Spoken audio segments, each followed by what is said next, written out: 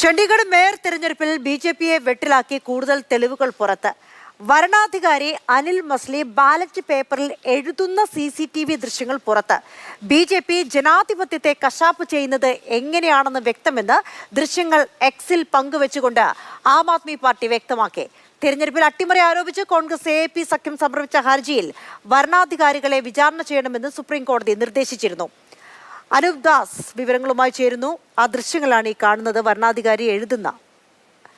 അനൂപ്, ഇതിലപ്പുറം എന്ത് തെളിവ് വേണം? എത്ര വിദഗ്ധമായിട്ടാണ്, എത്ര ആസൂത്രിതമായിട്ടാണ് ഒരു തെരഞ്ഞെടുപ്പ് അട്ടിമറിക്കുന്നതല്ലേ? ഇത് ബിജെപിയെ കൂടുതൽ പ്രതിരോധത്തിലാക്കുന്നതല്ലേ? ഇനി ഇതിനെ എങ്ങനെയാണ് ആം ആദ്മി പാർട്ടിയും കോൺഗ്രസും ഒക്കെ രാഷ്ട്രീയമായി ഉപയോഗിക്കാൻ പോകുന്നത്?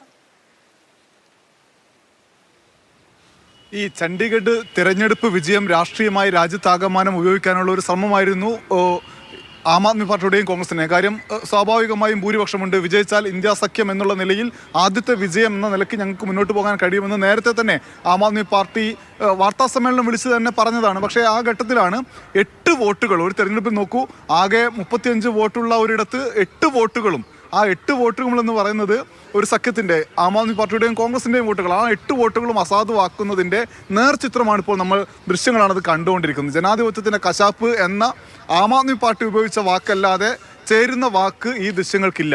എന്തായാലും രാജ്യം എങ്ങനെയാണ് ജനാധിപത്യം കശാപ്പ് ചെയ്യപ്പെടുന്നത് എന്ന് കണ്ടുകൊണ്ടിരിക്കുന്നു എന്ന് ആം ആദ്മി പാർട്ടി പറയുന്നു, കോൺഗ്രസ് പറയുന്നു. ഇന്നലെ അത് സുപ്രീം കോടതിയിൽ പറഞ്ഞിരുന്നു. സുപ്രീം കോടതി രൂക്ഷ വിമർശനം ഭരണാധികാരിക്കെതിരെ ഉന്നയിച്ചിരുന്നു. അതിന് പിന്നാലെയാണ് കൂടുതൽ തെളിവായി ഈ ദൃശ്യങ്ങൾ കൂടി പുറത്തു വരുന്നത്. ശരി.